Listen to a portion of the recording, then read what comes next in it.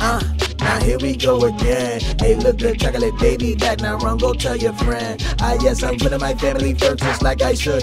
Protect your life, your mother, watch Belief in Fatherhood. Welcome back to Belief in Fatherhood. My name is Belief, and I went to Atlanta a couple weeks ago with my kids. It was an amazing time, but I went out there because they asked us to kind of star in a commercial. I'm doing commercials now? That's crazy. So Theo and I, and Uriah, but Theo and I are in the commercial. It's a super dope piece about fatherhood because, you know, Father's Day is coming up, and it shows this transparency between fathers and their children, and I think you're gonna love it. So here's a snippet of this commercial. We see you, Dad, doing the work daily of shaping and protecting not only your own children, but the children in your community.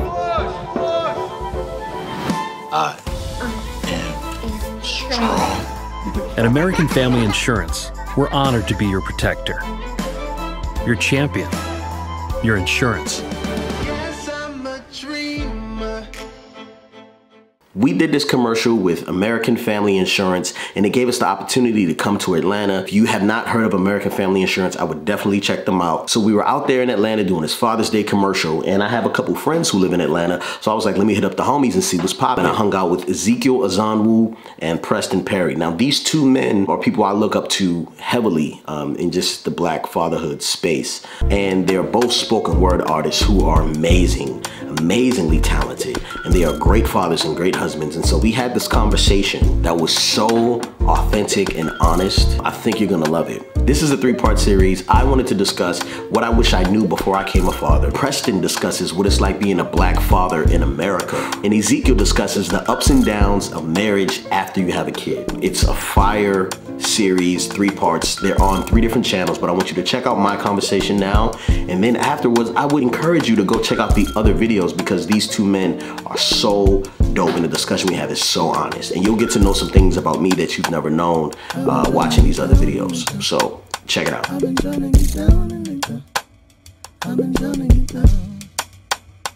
been trying to get down to lay down with Papa's plans. Started out with family, now all I got is fans. I'm still trying to redefine what it is to be a man. Catch me with the praying hands when I'm in the jam. All I know is that I'm saved and I still got hands. All I know is that I'm saved and I still got hands. All I know is that I'm saved and I still got hands. All I know is that I'm saved. Yo, we here in the sticky heat in Atlanta. Yeah. It's hot, yo. Man, bro. That's my daughter need friends, man. She used to me doing everything. Mm-hmm. Oh, that's what she wanted you to push? Yeah, she want me to push. You're kidding. Basically, we are here as Black fathers and believers. We just want to have a conversation about fatherhood. And my name is Belief. Preston Perry. Ezekiel Azanwu. And it's a privilege to be here with these brothers. They're geniuses. To me, I see them as geniuses and people I really look up to in multiple different spaces. I mean, we've seen each other multiple times. First time we got our families together, our kids together. Yeah. And so, yeah, man, I just wanted to kind of ask you guys both, what are some of the things that you wish you knew before you became a father? Man, I guess I'll start. So I have 2 girls, and one of the things that I wish I knew before I became a father to 2 girls is how much my word holds weight with little girls. Because I mean, my words can lift them up, and without knowing it, it can tear them down so fast. Yes. So that's something that I had to learn, and I think having girls and kids in general just helps you and be more gentle and soft or whatever. But you know, always being aware of, you know, someone's feelings. You know what I'm saying?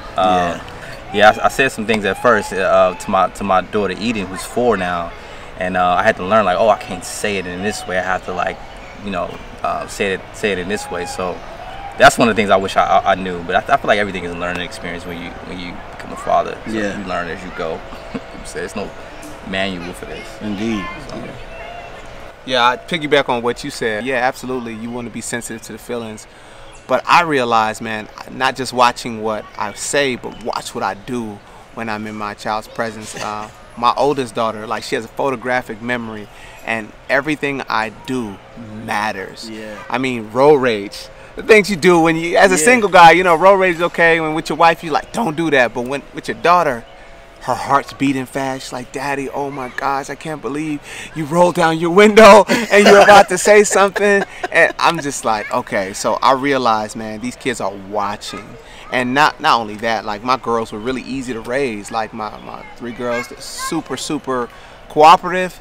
But if I would have known that it would be such a difference raising a boy. Yeah. I mean, believe you know better than I do. Like raising boys, it's a different monster, different way. You got to put your hands on. Not in that way, but maybe in that way too. But you gotta be more hands on, and they're just like it's a different beast. So I wish I would have known to be prepared for a boy, but now I see it. The intent, they require a different amount of attention. They have sensitivity and they express differently. They're very like. Real quick before we continue, I want you to subscribe to this channel. I'm going to be doing more conversations like this, but I want to know who you would like me to talk to about fatherhood. Okay, so just go ahead and subscribe, hit the notification button, and then in the comment section, type in who else you would like me to talk to about fatherhood and interview. I think these conversations are important and are much needed, especially in the Black community. All right, back to the video. I think the biggest thing for me is the difference between like how different the kids are. Yeah. Like it almost seems like they're from different parents. Absolutely. And so I think when we were growing up, our parents had one way of parenting and everybody had to adjust to the parent. Yeah. Now what I'm noticing is that every style of parenting doesn't work for each kid.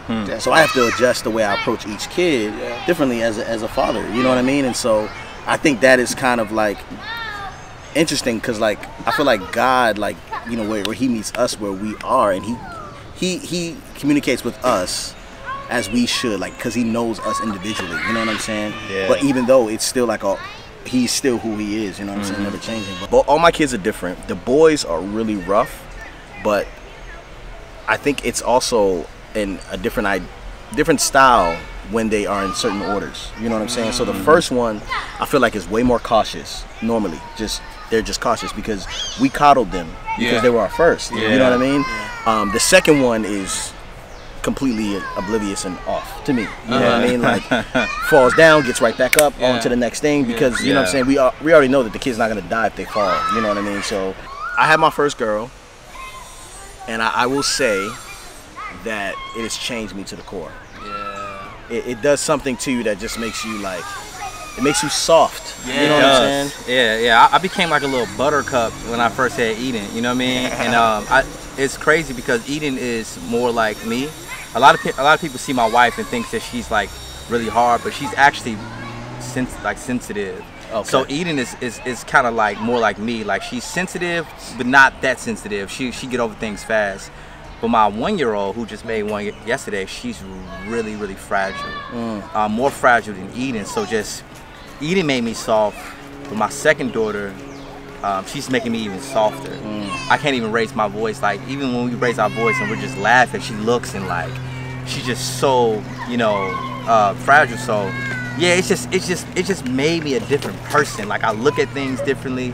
I see things differently. Having little girls. Little girls just do something to dads. I don't know what it is.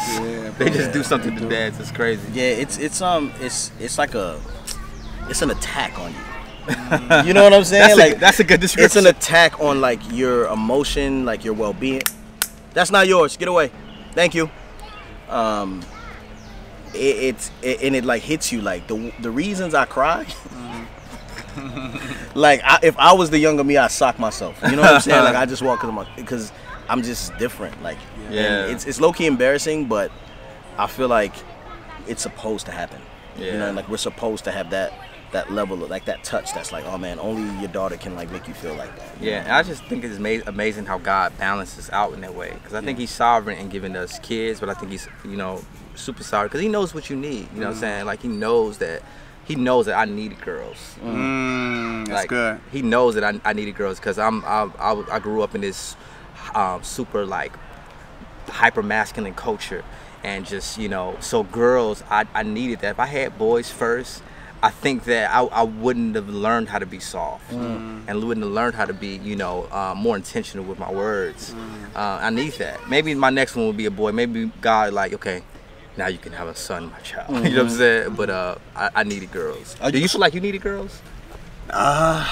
Man, absolutely. I think I needed it because I didn't want like I wanted 3 boys and I wanted 1 girl so I could just spoil her and just get that type of attention to her. 3 girls was just like boom, boom, boom. Because you heard my poem Glass. Oh, and one of the best poems of all time. Stop it. Seriously. My biggest fear was kind of God allowing me to reap what I sowed in the actions of my children growing up and kind of experiencing like hurt through men and things like that. And I'm just like, Lord, I don't need that type of drama. I'm not trying to go to jail. Like, don't let no lousy dude run up to my door with no mess. And it's just like I needed to see God's grace and forgiveness in the fact that He's given me children that honor Him and love Him, and He's not trying to get me back through my experiences with my daughter. So I needed to see God's grace in that. Yeah.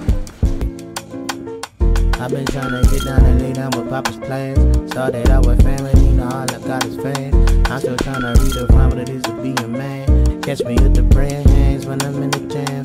All I know is that I'm saved, still got hands. All I know is that I'm saved, when I still got hands. All I know is that I'm saved, when I still got hands. All I know is that I'm saved.